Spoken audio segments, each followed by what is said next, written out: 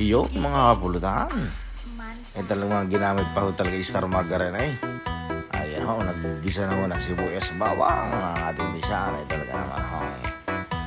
Eka nga ay pampasarap. Pagka marami yung sibuyas ay talaga naman ho malinam na mga lasa ng karne. Yan ho ang mga sikreto din sa Batangas mga kapulutan. Kaya yan nga ho mga kapulutan, nilagay na ho ang isang batsyang karnay. Sa dami ng karne na yung mga pulutan ay talaga namang madaming mga pangain yan.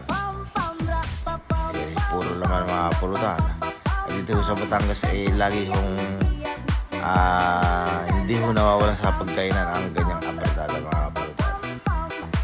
Talagang eka nga ay paborito ng tiga Batangas ang mga gandang luto mga pulutan. Ang apretada yan. Ayan ay puro laman mga pulutan. Sarap po na yan.